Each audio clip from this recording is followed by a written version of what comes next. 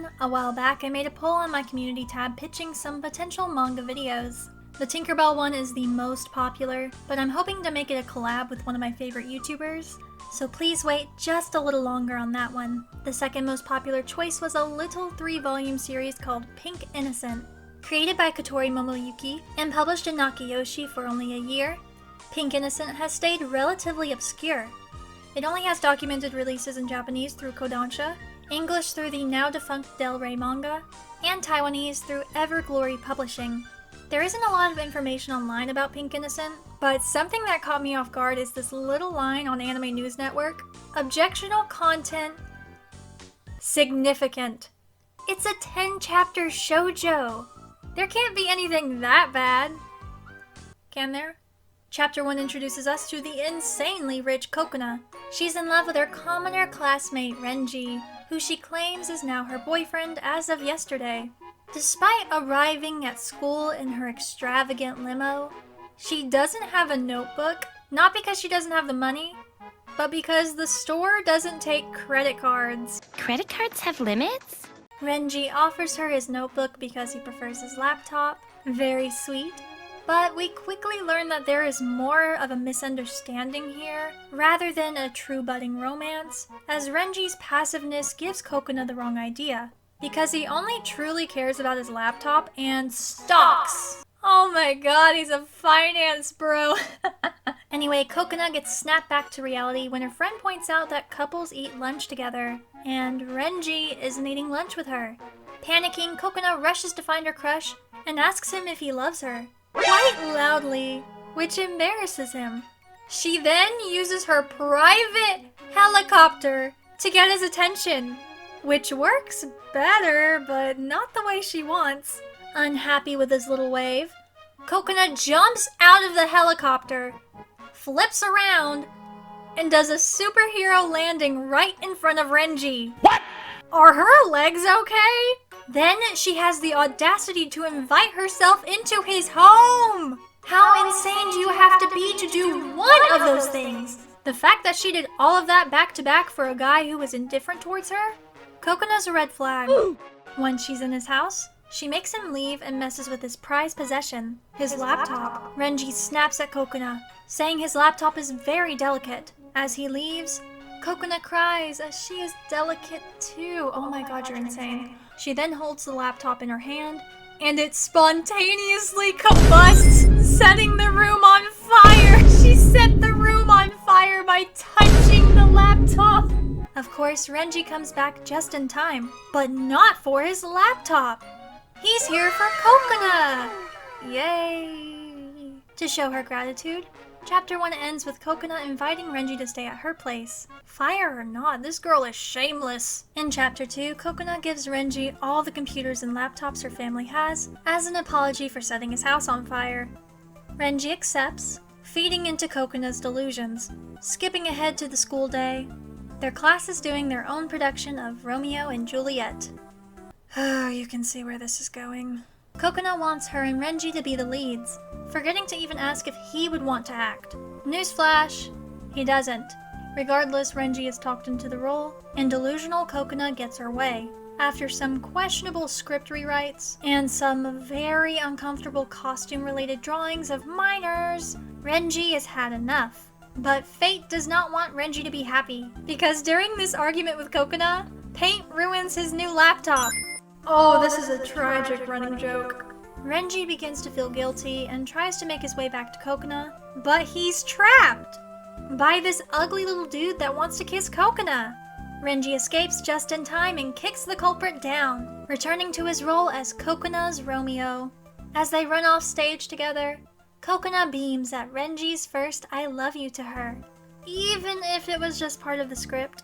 This is not how Romeo and Juliet goes. If I were the director, I would be enraged. In Chapter 3, Kokona's friend acknowledges this, but we quickly rush into the main conflict. Kokona wants a Christmas date with Renji, and he tells her, "I'm not Christian. That's why I have nothing to do with Christmas." Oh my gosh! These two do not need to be together. Kokona then yells at him to buy her a gift, saying she'll give him the money. But she accidentally messes with his stocks? making him extra broke. Give Renji a break! Attempting to fix her crumbling relationship after some advice from her friend, she tracks Renji down to ask him on a date. But her imagination runs wild as he keeps avoiding her. We then get this gem of a panel, where she threatens him if he doesn't go on a date with her. What is wrong with this chick? As they fight, Kokona destroys another laptop, and Renji officially dumps her. As he should. Kokona is such a red flag. Renji has communication problems for sure, but the C in Kokona stands for crazy. Christmas Eve arrives and Kokona cries as she is still all alone. But Renji comes crawling back and gives her the present she wanted, despite his financial situation. Renji, why? Chapter 4 skips ahead to New Year's Day. After Christmas Eve, Kokona was banned from seeing Renji because she stayed out too late. But today that ban was lifted. The two meet up super early to watch the sunrise, but they look the wrong way? How do you mess that up? Luckily, Renji's mom steps up and invites Kokona to come meet them. It's after this that we get to see a softer side of Renji. Except things get weird. He tells her to change into this inappropriate nun outfit and do suggestive What is poses. going on in here? And then he pulls a Dan Schneider and caresses her foot. Ew! And then we find out that wasn't actually Renji, but his pervy older brother disguised as Renji. This guy has no remorse either. I see why Renji doesn't want to live with his family full-time anymore. As the brothers fight, Kokona attempts to stop them, but destroys the brother's computer in the process. This is the first time I'm rooting for Kokona.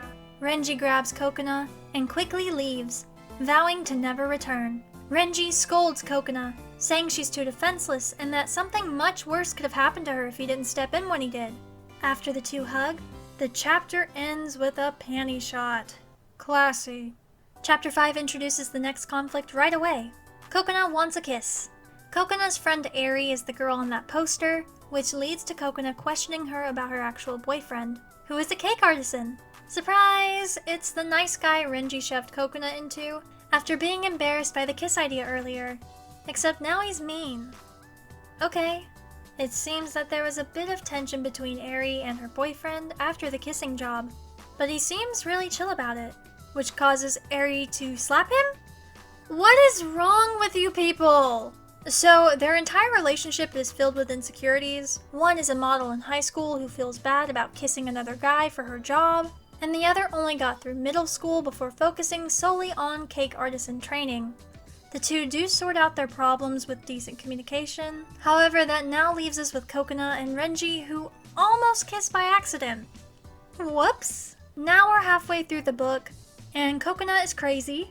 Renji has trouble expressing his feelings, but is getting a little better at it. However, I don't think their relationship can last long term. That being said, there's more story to get through, so we'll continue after the commercial break.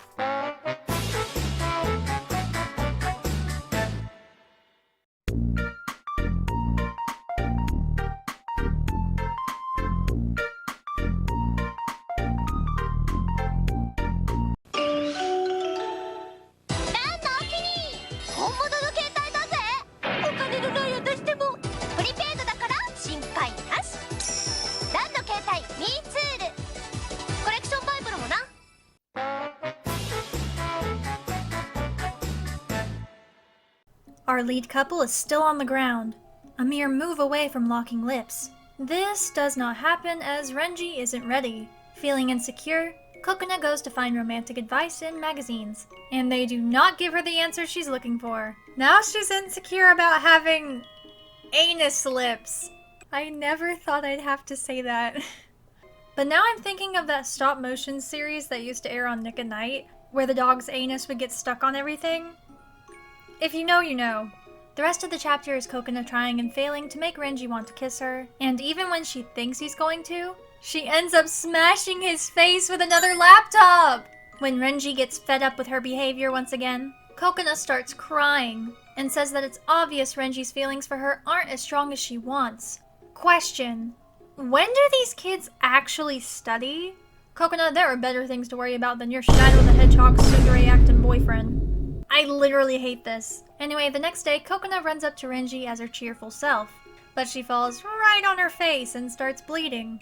She doesn't come to class, and Renji runs to the nurse's office to see her fast asleep. As she awakens, Renji greets her with a forehead kiss. Let's go. I guess. Renji is embarrassed once he realizes that Kokona's injury isn't serious, and the chapter ends with the two of them walking back to class together. And Renji's brother's stalking them! Ew, get away! Chapter 7 makes me hate Kokona even more because she has a cruise ship! Kokona has invited Renji to the prestigious Cherry Blossom Festival on a cruise ship. Rich people. We also get to meet Kokona's parents, who immediately take a liking to Renji because stalks! Despite the warm welcome, crowded places just aren't his thing. But that doesn't matter because boy drama! I hate it! We meet a rich boy named Hazuki who wants to kiss Kokona. And he's so creepy about it, grabbing her thigh and forcing himself onto her. I don't like Kokona, but I do not wish that on her, good lord. Luckily, Renji comes to the rescue. But Kokona has the audacity to be mad at him. Girl, he just saved you from being violated. Now is not the time. The two struggle with communication again, resulting in the not healthy resolution of giving each other the silent treatment. Yay! But instead of the chapter ending with a happy resolution, Kokona decides to study abroad and leave Renji behind, leaving him heartbroken. And I don't know why these two would be so much better separated. Chapter 8 reveals that this is all a ploy by Kokona to manipulate Renji's feelings, but it kind of backfires. Honestly, deserved. Going back to their room, Renji discovers his creep of a brother snuck on the ship, and he wants to show him his dating simulator about Renji and Kokona. What? Somehow this exchange puts things into perspective, while Kokona is definitely terrified of her recent decision to study abroad. This story hits its climax when Kokona decides to do her famous jump and spin move off the boat, making her way back to Renji. Except he's still on the boat. And when she realizes this, she hits an iceberg and falls into the ocean. What in the Titanic? Renji dives in after her. The two share a kiss, and they swim off into the sunset. Yay them, I guess. In Chapter 9, Renji and Kokona are now happily in love, but Kokona's grades are slipping. And the teacher hits on Renji! Ew! Being a supportive boyfriend, Renji offers to help Kokona study. However, she just wants to be all lovey with her guy. And when he gets annoyed, she jumps and flips out the window. Send this girl to the Olympics! The two keep arguing about serious studying and Kokona's romantic feelings, and we get some sweet scenes with the two that aren't totally weird. Good for them. Although Kokona's final assignment was way too TMI. But the teacher that flirted with Renji has to read it, so I'll let it slide. We have reached the final chapter. Kokona and Renji's class takes a school camping trip, and Kokona wants to make memories with her man. The story starts simply enough, until Kokona messes up the meal and another laptop? What is that doing here? Luckily, this incident gives us some catch-up time with the model girl and chef boy. They're cute, but Kokona ruins the moment. That's not the worst thing though. In the bathhouse, the boys knock over the wall that divides them and the girls. Absolute perverts! After the boys are punished, Renji goes to find Kokona. They decide to watch the stars, but fall off a cliff Looney Tunes style. They just straight up walk on air, look down, and then fall to their doom. It's so goofy, I love it. The two manage to find a small hut to stay in, and Kokona once again starts to cry in front of Renji about not being the girl he deserves and blah blah blah blah blah. But he comforts her, and the two end up falling asleep as they watch the stars. The next day, they realize how stupid they are, because the boarding house they were supposed to stay in was right next to the hut. As the two are being scolded, Kokona's butler demands Renji take responsibility, as this could only be a filthy commoner's fault. Bro, you live with Kokona, you know she's the problem. Kokona tries to stand up for him, but Renji declares that he will protect Kokona forever and ever, which makes Kokona think he's proposing. Good luck, man. That is where Pink Innocent ends. I'll admit, I started to like Kokona towards the end. She's annoying and way too delusional, but that can be a mood. Renji is by far the most likable character, although he has his own flaws like not being able to properly express his emotions. A lot of the problems between Kokona and Renji could be solved so much quicker if they just talk to each other and not stay inside their own heads. As for the other characters, they don't really matter. They don't make enough of an impression to be important to me. If Pink Innocent was longer, maybe I would be invested in these characters, but I truly only enjoyed the running joke about breaking laptops, the art, and Kokona's extreme jumps. Those are all great. But 3 good things cannot save a series when the main characters aren't very likable or memorable. If you like shoujo and are looking for a quick but chaotic read, check out Pink Innocent for yourself. Otherwise, stay away. There are better shoujo manga out there. Thanks for watching! I hope you enjoyed another manga video. Please subscribe and follow me on TikTok and Instagram, where I post lots of cute content. Lastly, troop on Hopelets, stay adorkable. Bye!